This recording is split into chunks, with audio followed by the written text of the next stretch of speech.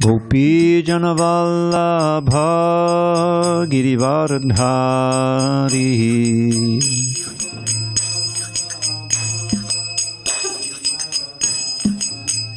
Jaya Gopi Janavallabha Girivardhari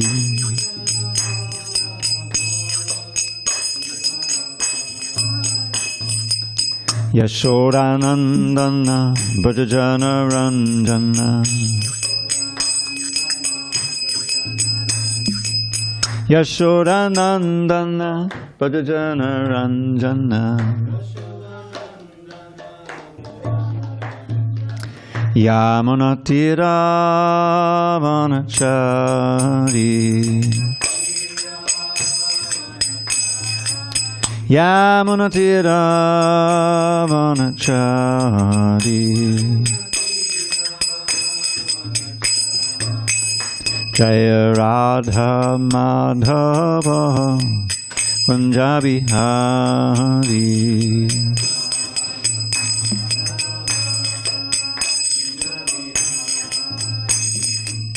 Hare Krishna, Krishna Krishna, Hare Hare, Hare Rama, Rama Rama, Hare Hare.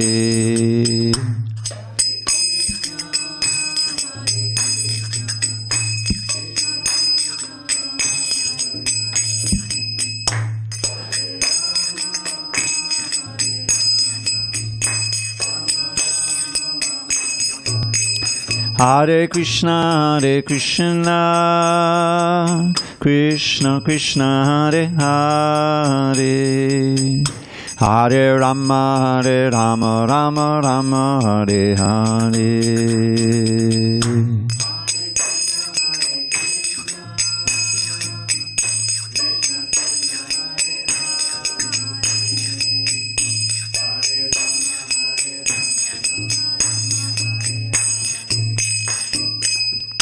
Hare Krishna,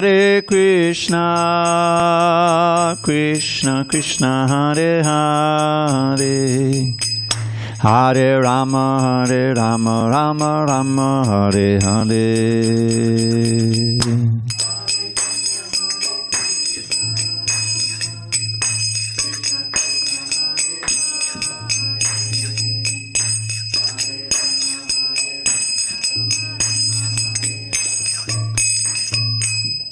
Jaya Radha Madhava Kunjabi Hari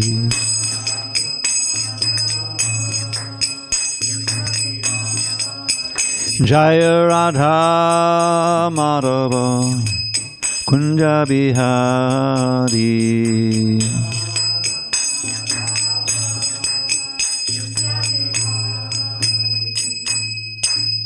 Jai Mr. Paramahansa Purudikacharya Astotavita to Srimad. His Divine Grace Srila A.C. Bhaktivedanta Swami Prabhupada Ki Jai. ISKCON BBT Founder Acharya Srila Prabhupada Ki Jai.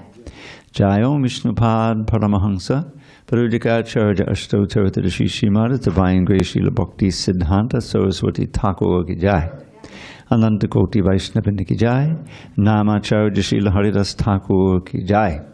Srimad Bhagavad Gita Ki Jai, Samaveta Bhakta Binda Ki Jai. All glories to the assembled devotees. All glories to the assembled devotees. All glories to the assembled devotees. All glory to Sri Guru and Gauranga. Hare Krishna. Welcome. Now, if you could just move over a little bit this way, and you could sit on one of these seats, because this is part of the house rules. Is it okay? You can sit on, yeah, you could sit on anywhere over here if you want. Or just, yeah, because that's like the ladies' side. Just, yeah, just move. I'm sorry? Do you remember us? God, oh, God, I thought I recognized you. Actually, you used to take us upstairs in the day, and you would be playing your tambura, and I'd be playing cartel, and we would all worship our own spiritual masters. Remember in the day in the 80s? Yeah, yeah. Well, late 80s. I came in 89. I came. 89. We're from 90, 91. You left in probably 92. We all, yeah. I do remember you. Hare Krishna. You're here for a visit? Right, yes, we were staying with Lavali and Mahabharata. Oh, nice, nice, great. We just started the Gita again, with the beginning of the introduction, near the beginning. Okay. So on page 4, we're on page 4 of the introduction, and I'll just, yeah, we just started again, we just finished the whole Gita. Om Namo Bhagavate Vasudevaya.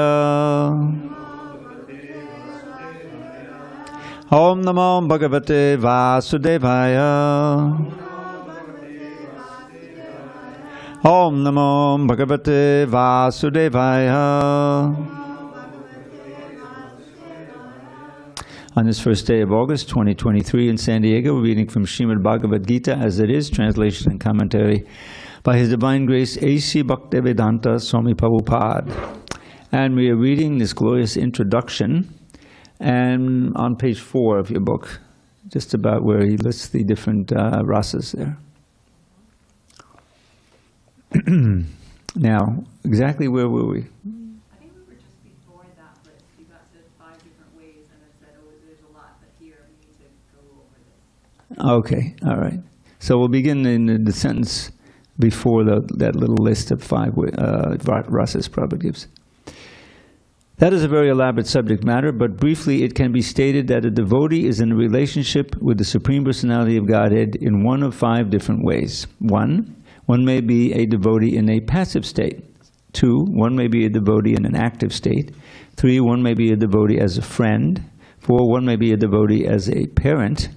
5, one may be a devotee as a conjugal lover. Arjuna was in a relationship with the Lord as a friend. Of course, there is a gulf of distance between this friendship and the friendship found in the material world. This is transcendental friendship, which cannot be had by everyone. Of course, everyone has a particular relationship with the Lord, and that relationship is evoked by the perfection of devotional service. But in the present status of our life, not only have we forgotten the Supreme Lord, but we have forgotten our eternal relationship with the Lord. Every living being, out of the many, many billions and trillions of living beings, has a particular relationship with the Lord eternally.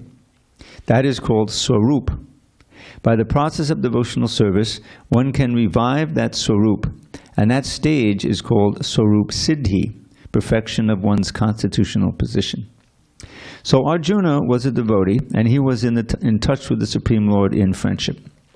How Arjuna accepted this Bhagavad Gita should be noted. His manner of acceptance is given in the 10th chapter, 10, 12 to 14. So I'll say one line at a time, you can repeat. Arjuna Vacha Param Brahma Param Dhama Pavitram Paramam Bhavan Purusham Shasvatam Divyam Adidevamajam Vibhum Ahustvam Shayak Sarve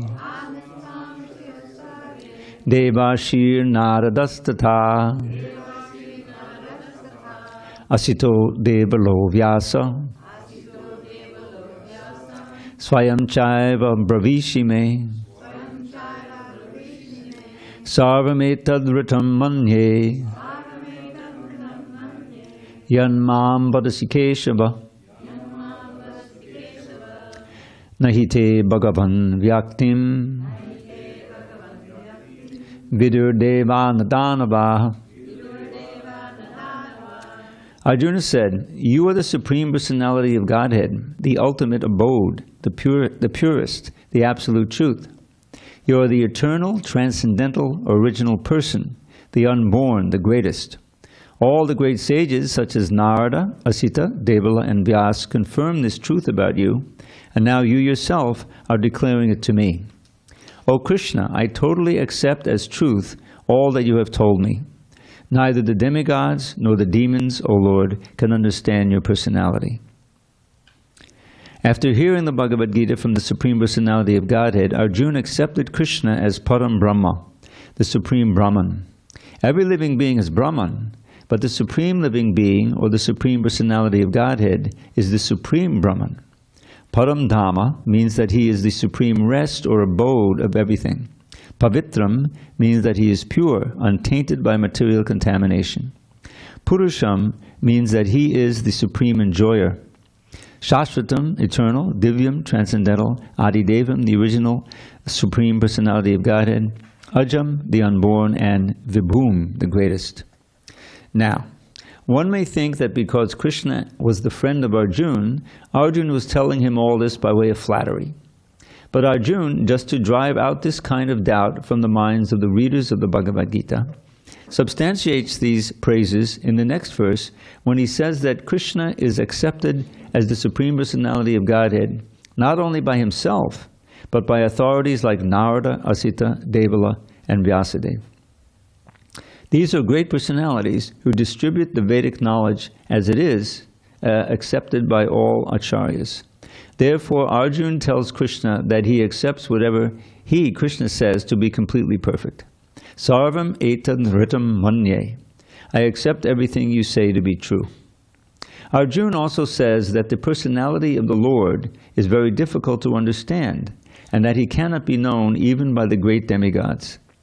This means that the Lord cannot even be known by personalities greater than human beings.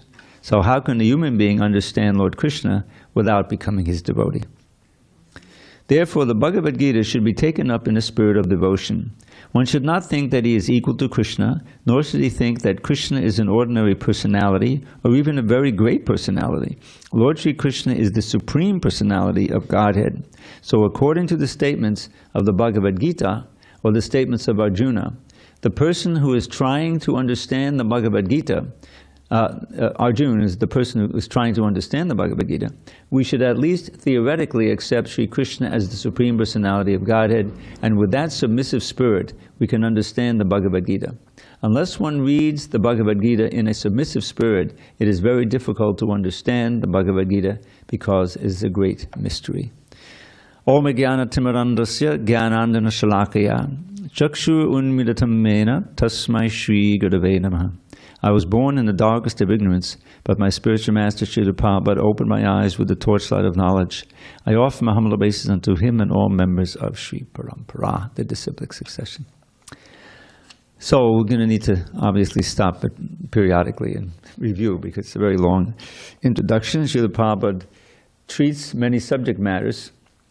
So in this section that we read, Srila Prabhupada began with a list of the different, what we call rasas, or relationships that we can have with Krishna. And these relationships are not really alien to us because we experience them, or we could say a reflection of them, in our ordinary life. Like this passive state. This is kind of, what would be an example in Krishna Lila of the passive state? The flute. The flute just doesn't actively take any part, just waits for Krishna to pick him up and play him. He's perfectly happy with that, and then puts down and waits. So there's no active service that you do, but everything in the spiritual world is conscious. And so, say, the land itself has a very important role to play. All of the paths that Krishna goes into the forest and all these different things. And so that's also passive. And in our own daily life, there's so many things. I just, an example of my own meager little life. I've had this spoon that I use to eat, for the last 30 years. It's my only tablespoon. Although I have a bunch of little teaspoons. So if you're eating salad or something, you need it.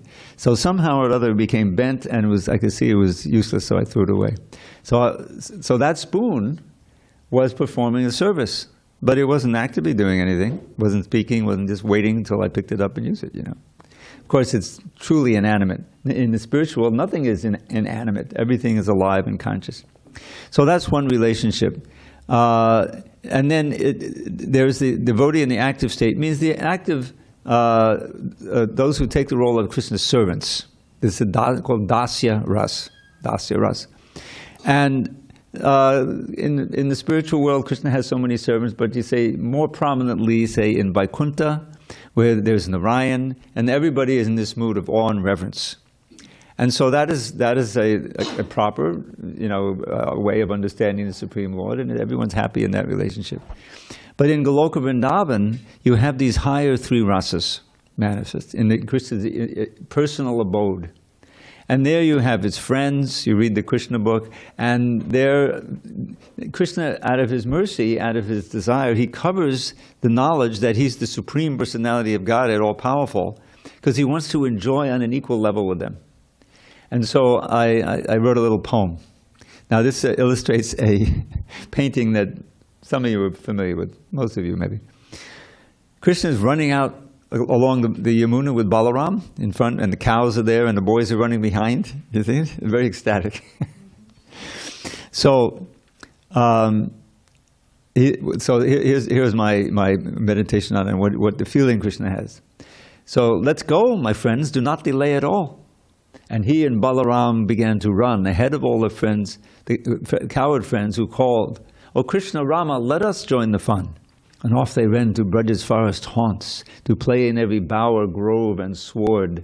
The boys, you have to know these words, a haunt is not like a ghost or anything. It's a little secret place where you like to play as a child. You remember that?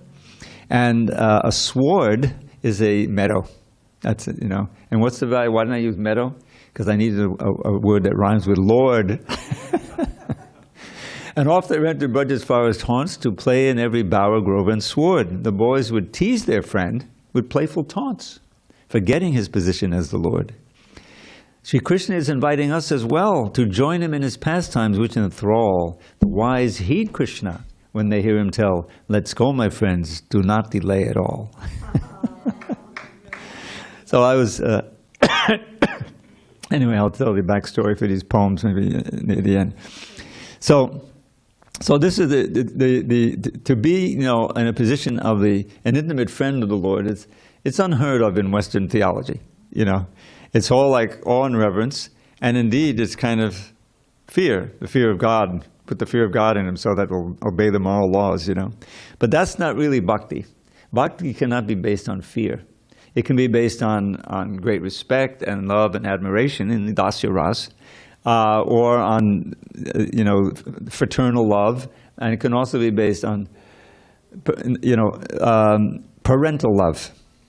It can be the elder gopis or the elder coward men. What to speak of Madhya Yashoda and Nanda Maharaj, and who are personally related to Krishna, most fortunate. So that's an incredibly intense feeling, even on our side, even in material world. A mother's love for a child. Prabhupada said this is the closest thing we can experience here to selfless love. A child is newborn, maybe a month or two old, and all it knows is the mother. That may not even know it's a human being. It's just this is the source of safety and shelter and nourishment and warmth, and that's it. But on the mother's side, it's simply how can the child be comfortable and well fed and happy? And if the child feels nice and offers a smile, then maybe the toothless smile, that's the whole day is made. The whole week is made for the mother, isn't it? So this complete selflessness is what characterizes pure love for Krishna. There's of course, many of you know this verse in the Bhakti-rasamrita Sindhu. Prabhupada would often quote it. What is it we're striving for? What's the goal in this discipline of Bhakti Yoga? We know that the Ashtanga yogis, they want to get powers. They may want some form of liberation, and even the Hatha yogis.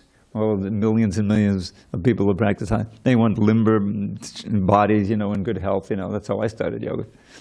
And so there's all of these goals, but in Bhakti Yoga, the ultimate goal is pure love for Krishna. And along with that comes liberation. That's kind of a byproduct.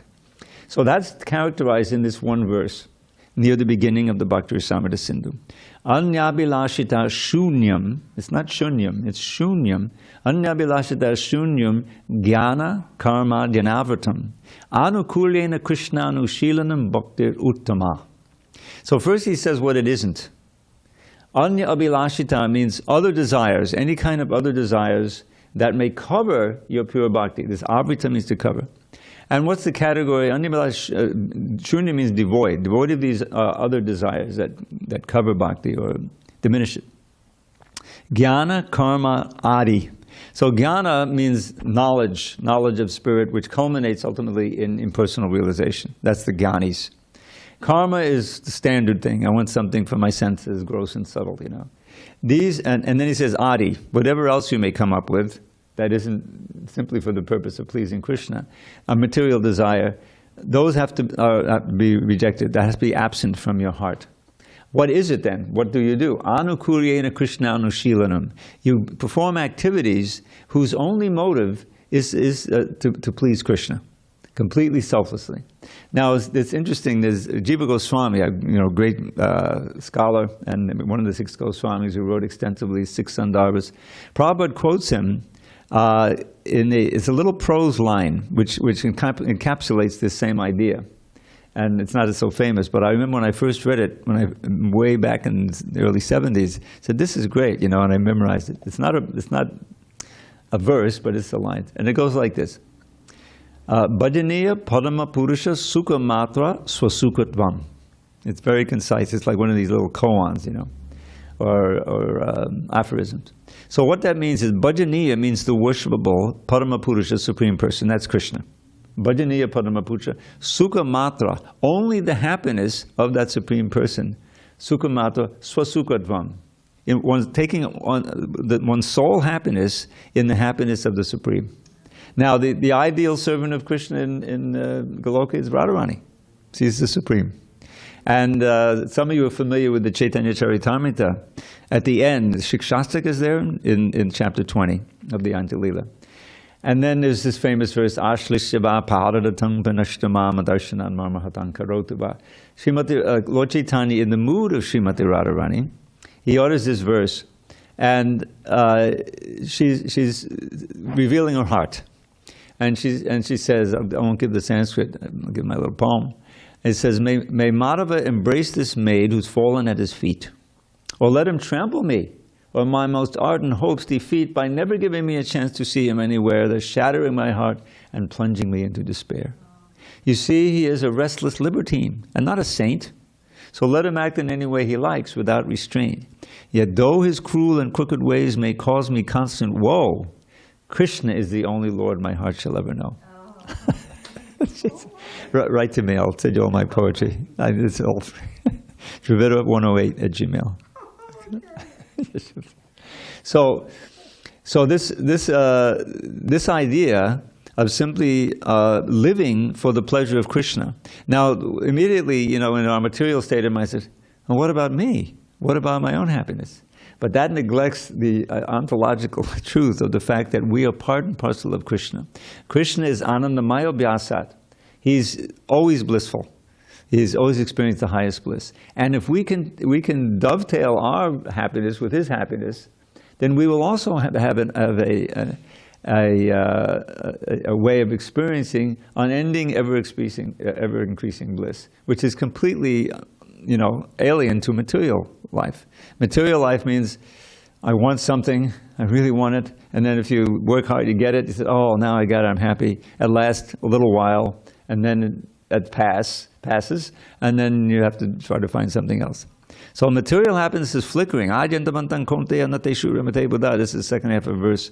I'm afraid to quote it now because everyone who comes to this class hears me quote it every class. That sense pleasures, those who are the intelligent persons do not take part in pleasures which are simply based on the senses or the mind contacting the object of the senses.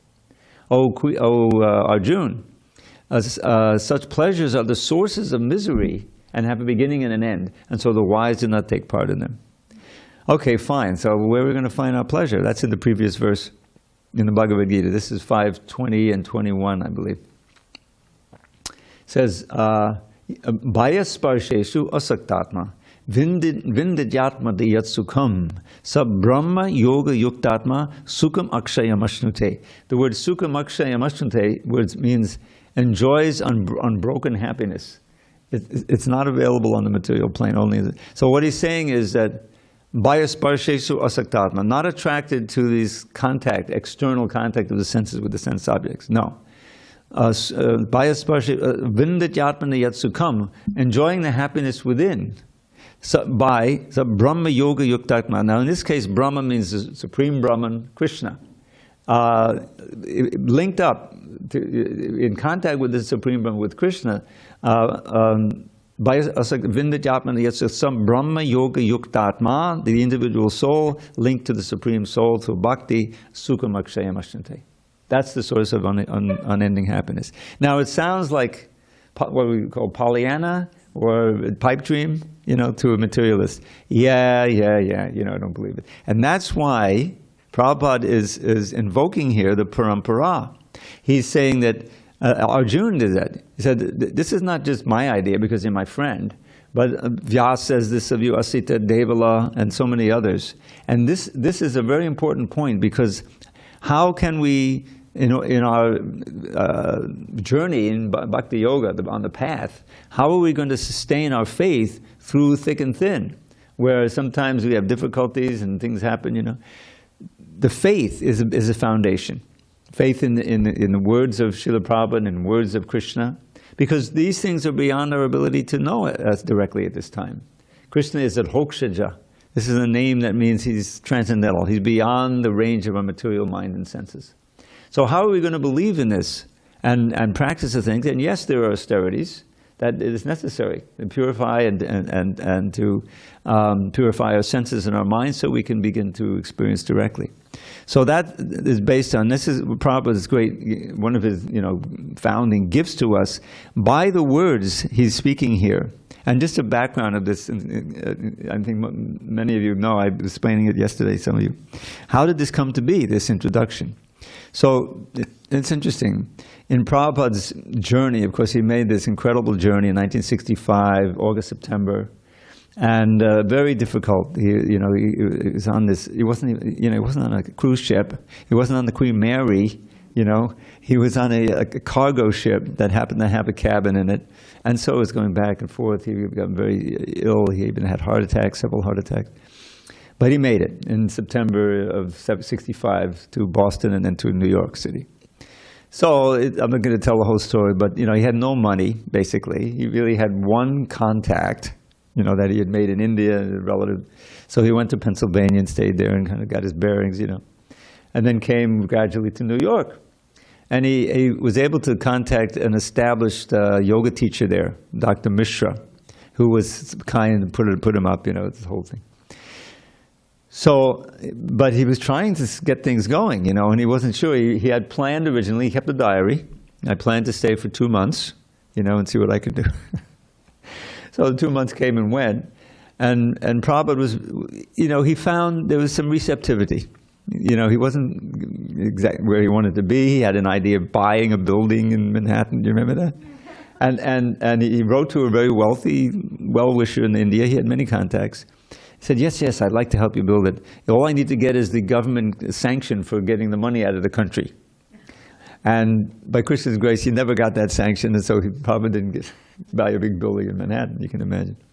Anyway, so he came finally down to downtown, the story. So he found a fertile field there. It was all Krishna's arrangement that he would come at just that time and be just at that place. If he came a few years later or a few years earlier, I don't think it would have happened. A lot like that anyway. So how is he going to increase the faith and the devotion in these people, So first of all, he had tremendous faith in the holy name. That's the first thing. If you just try the experiment of chanting, especially with someone, the pure chanter like Srila Prabhupada, Krishna from within the heart is going to give you a direct experience of himself. There's going to be some taste of bliss. There's going to be kind of a high, they're interested. And so that's the foundation to hear more from Prabhupada, to hear what is all this about. And he's giving just what he gives here. But this, back to this introduction, this was written, or rather spoken, while he was still uptown. Someone had given him a reel-to-reel recorder, and they taught him how to use it, So he's sitting with this reel, and he had 1 or 2 tapes, obviously. So what to do with long periods of time? Of course, he could always write, but he wanted to get something down for the Bhagavad Gita. You saw that's essential. So he started with this, and it's quite lengthy and exhaustive. And he didn't know what else he would have. At least there would be this legacy, And then Krishna arranged, how is he going to get downtown? Well, he has to get, uncomfortable uptown. So there was a burglary. I don't know if you remember, there's a burglary.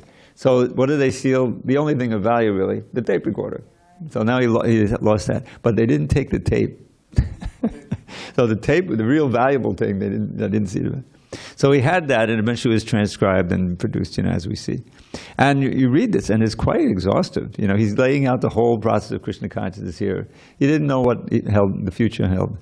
So we're now this verse, just to get back to the introduction, these verses are spoken by Arjuna after Krishna speaks the 4 essential verses of Bhagavad Gita. Chapter 10, text 8, 9, 10, and 11. And what are those 4 essential verses? Well, I'll tell you, but just to tell, there's a parallel 4 verses in the Bhagavatam, in the 9th chapter of the 2nd canto. And they deal with much the same subject matter. First, Krishna says, I am God, And what's the essential thing about God? I created everything. Before I do, and in the Bhagavatam, before there was anything manifest, I existed. So therefore everything must have come from me. And after everything is wound up, I will continue to exist.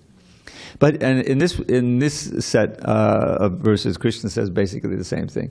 Aham sarvasya pabhavo mattak sarvam pavartate. Iti mat bhavajantaye mam buddha bhava samanvita. I am the source of everything. Everything emanates from me. The wise who understand this thoroughly worship me with all their hearts. You see? So then how do they do that? He has a very nice little verse describing the essential. Matchitta madgata prana bodhiyantak parasparam katayantaschamam nityam tushyanti chadamanti cha. So the first thing is they place their mind on me. Now that's a big subject in and of itself, and Krishna speaks so much in the Bhagavad Gita. But how? In so many ways. This age, chanting the holy name is first. All right? Hearing Krishna's words. They place their mind in me. And then when their faith increases, they dedicate their life energy to me. They do all kinds of services. But gata prana. And how do they enjoy? Bodhiyantak parasparam. They get together and glorify me. Katayantaschamam nityam. They're always talking about me. And it's like tushanti chadamanti. They feel nourished, and they feel satisfied, and they enjoy spiritual happiness for manti. And then Krishna says, well, what do I do on my side? Because bhakti means it's an exchange here. So my sincere devotees, they're glorifying me, they're serving me. So now what does he do? Tesham satata yuktanam bhajatam priti purvakam dadami buddhi yogam tam yena mama piyantite. So for those who, and I always think this tesham can be understood in 2 ways. Not only for those who are always connected to me, but those who I described in the previous verse, who are doing it, they're connected to me with love.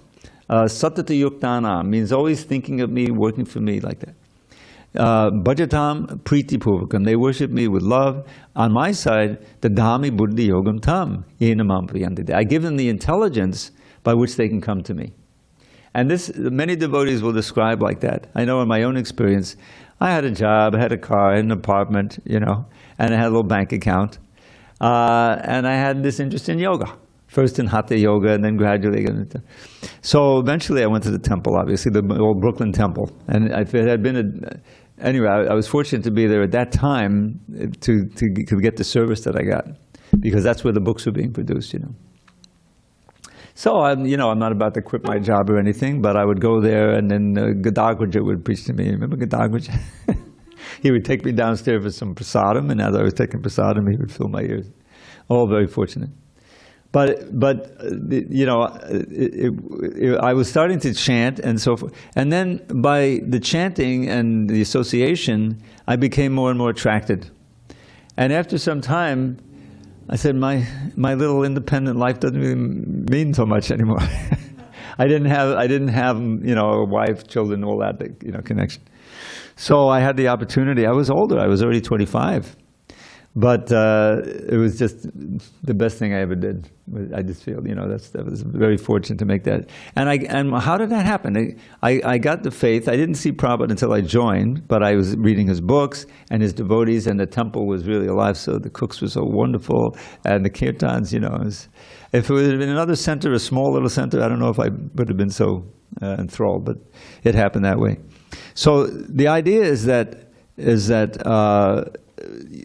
Krishna is throughout the Bhagavad Gita, and especially in these 4 verses that come before the verse that he's speaking here, Krishna reveals himself to be the Supreme Personality of Godhead. But we need to take up the mood, as Prabhupada will emphasize, of Arjuna, of accepting it, and then accepting, okay, I need to undergo a transformation now. I need to go under discipline in order to appreciate more and more and really be situated in my swarup, to try to get back to my original state. And that's a big realization, to say, okay, my whole identity has been a mistake. It's a total mistake to think I'm this body and I'm this color and this nationality and all of this business. That's just a coat we're wearing, That's not who we really are. So on that basis and that faith, we can take up bhakti seriously. All right, so we go on. If there's any comments or questions along the way, please feel free. And we have a mics because we have an audience out on the YouTube. So if you have anything. Okay. I just wondered if there were examples of devotees that... Oh, yeah. Speaking to the mic. Yes. Because we have an audience out there. Oh, Hare Krishna. Hare Krishna. Dravida Prabhu. So beautiful.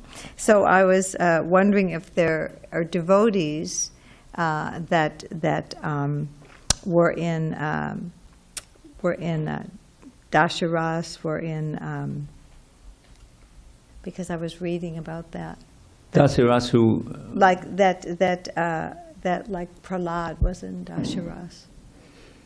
Prahlad was in Dasharas, yes, in perfect so it's a in pretty Dasharas. Exalted. It must be yes. somewhat of an exalted position. Yes, it is. It is. Mm-hmm. Yeah, it's, and throughout Krishna Lila, you read in the Krishna Hanuman book. also, I believe, was in Dasharas. Oh, for sure. For sure. Yeah. He's kind of the ideal, Mm-hmm. and so yes, and there are wonderful devotees in every single ras, and it's right for them. They feel this is how this is exactly the position that I want to be in. So what's important is to hear. When you hear the Krishna book, you'll hear devotees in all these rasas, yes. And gradually you feel comfortable in your rasa. That's the idea, eventually.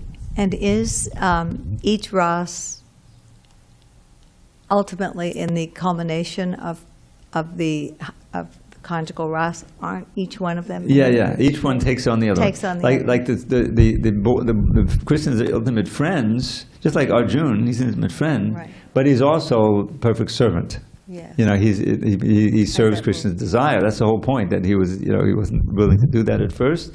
He was covered over so Krishna could speak the Bhagavad Gita. But then when he takes up the service, he's doing that, and he's doing it out of love for Krishna in that rasa. But he's in the role of a servant. And so, and then the parental ras, who could be a better servant of a child than the mother, right? Mm-hmm. So there's a servant, and of course the friend, and the gopis also, they maintain Krishna. They have all the rasas, right. The complete rasa. Thank you, Prabhu. Thank you so much. All right, let's go on here. Oh, yeah. I think I'm on the second paragraph on page 5. After hearing the Bhagavad Gita from the Supreme Personality of Godhead, Arjuna accepted Krishna as Param Brahma, the Supreme Brahman. Every living being is Brahman, but the Supreme Living Being, or the Supreme Personality of Godhead, is Supreme Brahman. Brahman simply means spirit. It's one of the first things I learned, you join the ashram, Aham Brahmasmi. Oh, now I'm learning Sanskrit, Aham Brahmasmi. Simply means I am spirit.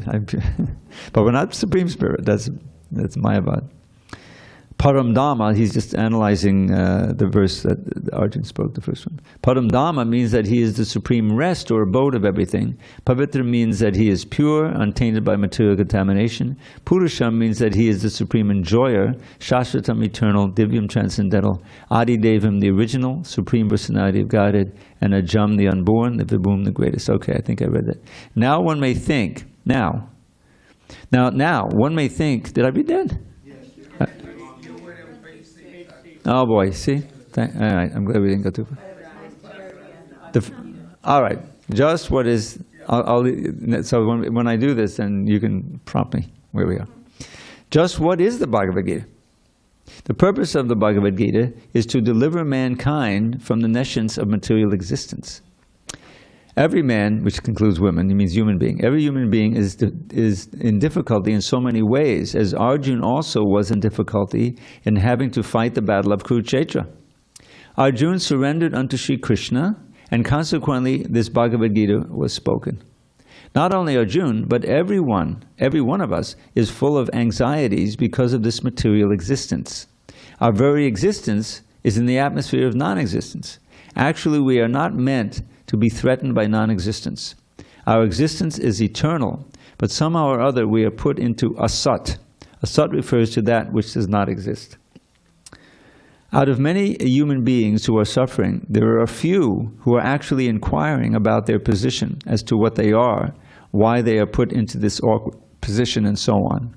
Unless one is awakened to this position of questioning his suffering, unless he realizes that he doesn't want suffering, but rather wants to make a solution to all suffering, then one is not to be considered a perfect human being. Humanity begins when this sort of inquiry is awakened in one's mind. In the Brahma Sutra, this inquiry is called Brahma Jigyasa. Atato Brahma Jigyasa. Every activity of the human being is to be considered a failure unless he inquires about the nature of the Absolute. Therefore, those who begin to question why they are suffering, or where they came from, and where they should go after death, are proper students for understanding the Bhagavad Gita. The sincere student should also have a firm respect for the Supreme Personality of Godhead. Such a student was Arjuna. So this inquiry, this Atato Brahma is the first sutra. We call them aphorisms. The first aphorism of the Vedanta Sutra. And what is Vedanta? Vedanta means the end of knowledge. It's not an accident of Prabhupada's name. It's Bhakti Vedanta, that all of knowledge culminates in Bhakti. But it's such a different platform, if you say, or way of seeing the world, because in our relative consciousness we see the world as a series of material challenges and things that we want to try to achieve, many things that we want to try to avoid, and it's one thing after another. And we calculate our activities and, well, how can I achieve happiness and security on this material plane? And it usually involves education and getting a job and then getting all these different things. But all of those are asat. It's all temporary. Our ability to enjoy, even to stay in this body and maintain this identity, this false identity built around, it's obviously limited by time. So none of that can provide the eternal platform of happiness and security that the soul deserves, and that we are remembering even vaguely from our time in the spiritual world. We've lost that platform. So I just thought of this yesterday. You can, if it doesn't ring true, then Prabhupada calls this world a perverted reflection of the spiritual world, which is a perfect analogy. But now they have these things called, beside virtual reality, what is it called again? What do they call that, Ross? Metaverse? No, I'm talking about deep fakes. You read the deep fakes? Where with electronics now, they can have former President Obama saying something that he never said, and they got his voice down, and the lip syncs and everything. Yeah, it's really dangerous, because here's the evidence that he committed the murder. Wait a minute, that's not me, Yeah. Yeah, I guess. Isn't it? Yeah. Deep fakes. Hare Krishna. So this whole world, this whole material energy, is a deep fake, a series of deep fakes put on by Maya, much more expertly than we could do it. And it's convincing, completely convincing 99.99% of the people that this is all there is, that this is reality. And when it actually isn't. This side. Excuse me, if you could sit over here. There's a nice bench there if you like, or this seat, it's fine. We're on page 6. Yeah. I'm not sure. Did you want to? Oh, you have to leave now at 8 o'clock? Okay. So we'll see you at Rath Yatra? Yes, okay, we'll see you in Rath Yatra. Haribol. Thanks for coming. So it's engineered. In other words, it's not just a reflection. It's a very carefully constructed illusion to keep us bound in this false sense of identity and striving. And that's Maya's. Yeah, just take it. Okay, so we'll see you. Haribol. Yeah. Yeah, Haribol. So, what do I mean by deep fake? I mean that Maya's duty, probably a thankless task, really, is to keep us in illusion, life after life, until we are ready to hear Krishna speak and to try to turn away from Maya's attractions and toward Krishna. Krishna is always ready to dissipate our illusion. But if we maintain our rebellious attitude and our desire to try to enjoy this material world and dominate it, then we're in Maya's realm. And we'll have a series of deep fakes. They can go on for billions of years and births. This is just perfect, I mean, just imagine like the bees.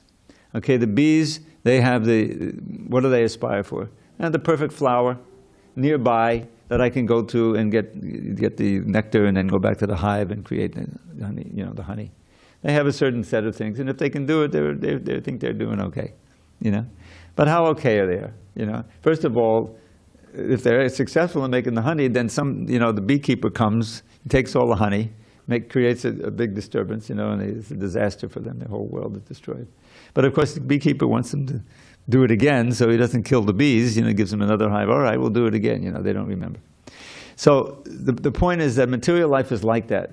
It's the myth of Sisyphus, where he was cursed to try to push this rock up the hill, and if I get to the top of the hill, I'll be successful, But then when he does it, it goes down the other side.